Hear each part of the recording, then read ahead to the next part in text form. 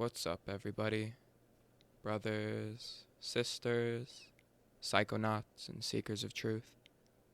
It is Ananka, and welcome to my bazaar. Today, I will be reading the Native American legend, The Girl Who Married the Moon. This version comes from the book Voices of the Winds by Margot Edmonds and Ella E. Clark. With all that being said, let our story begin.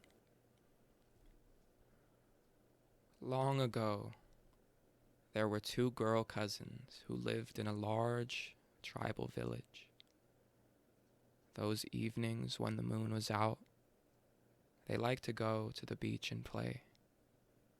Claiming the moon is their husband, they spend the night gazing and making love to the man in the moon. For shelter, they had propped up a large bidarka, and during the night, they changed positions several times so they could always face the moon. In the morning, upon returning home, their parents always questioned them about their whereabouts. The girls told them how they had watched the moon until it passed from sight. Many of their family heard them tell how much they loved the moon, always wishing they were moons. One evening, with other young people of their tribe, they amused themselves on the beach. Night came, and the others returned to their homes, but the two girls remained. When the moon went away out of sight, one complained, "Why does the moon hide so suddenly? I like to play with him and enjoy his moonlight." "I too," said the other. It was not yet midnight, and the moon was already behind the clouds. Up to now, they had not noticed how disheveled their appearance was from playing. They became startled when they heard the voice of a young man as he approached. "You have been professing your love for me," he said. "I have observed you, and you know you love me. Therefore, I have come for you. But since my work is very hard, I can only take one of you, the more patient one." Each begged to be chosen. He said, "I have decided to take both of you. Now close your eyes and keep them closed." So he grabbed each by the hair, and the next moment they were rushing through the air. The patience of one wore thin.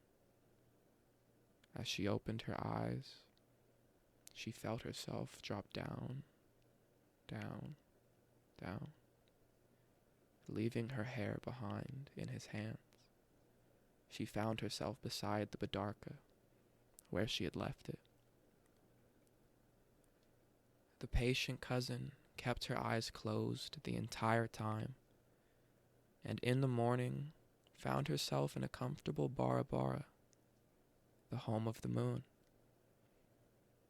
There she lived as the wife of the moon, happy and loving him. Generally, he slept during the day, as he worked all night. Frequently, he went away in the morning and returned in the evening. Sometimes he was gone from midday until midnight. His irregular schedule puzzled his wife, but he never offered an explanation to her of what he did in his absence. His silence and indifference piqued the young bride. She waited as long as she could, until one day she asked, "You go out every day, every evening, every night, and you never tell me what you do. What kinds of people do you associate with, while I am left behind?" "I am not with other people.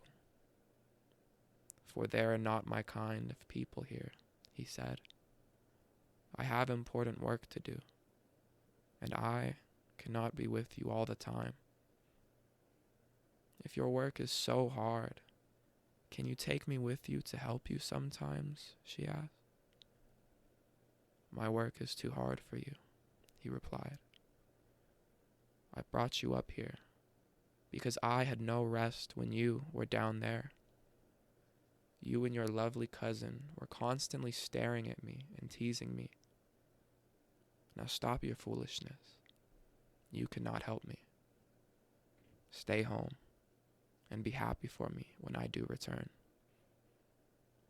"Surely you do not expect me to stay home all the time." She began to weep. "If I cannot go with you, can I go out by myself occasionally?" "Of course.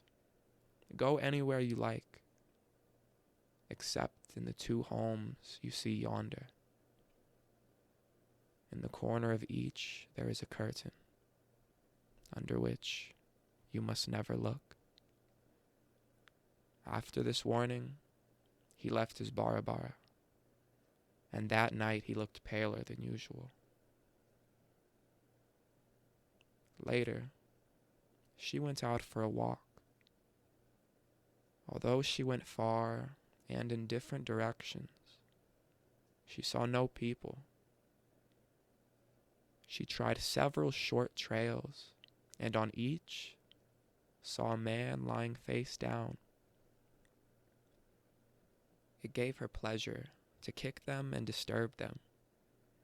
Each would turn and look at her with his one bright, sparkling eye and cry out, "Why do that to me? I am working and busy." She kicked all of them until she tired and ran home. On her way, she saw the 2 forbidden baras, and she just had to look inside. A curtain hid a corner in the first. She couldn't resist the desire to look under the curtain. And there she beheld a half moon, a quarter moon, and a small piece of moon.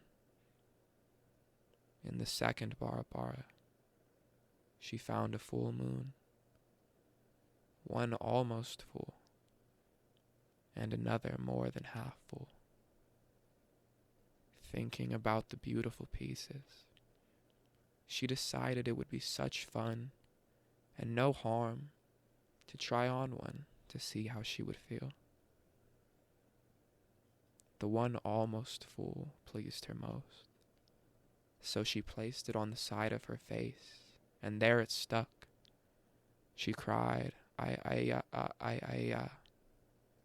She tugged and pulled, but the moon would not come off. For fear her husband would soon arrive, she hastened home, threw herself on the bed, and covered that side of her face. There he found her, complaining that her face pained her. He suspected the real cause and went out to investigate. Upon his return, he asked her about the missing moon. "Yes," she admitted. "I tried it on for fun, and now I cannot take it off." He laughed and laughed at her. Then gently he pulled it off for her. Seeing his good humor, she told him of her eventful day, especially the sport she had with the one-eyed people scattered throughout the sky. "They are the stars," he said reprovingly. "Since of your own free will you put on this moon, you can wear it from now on and help me in my hard work. I will finish my rounds with the full moon, and after that, you can start in and finish out the month while I rest." To this happy arrangement, she consented gladly. And since that time, the 2 have shared the hard work between them. the man in the moon and his lady in the moon.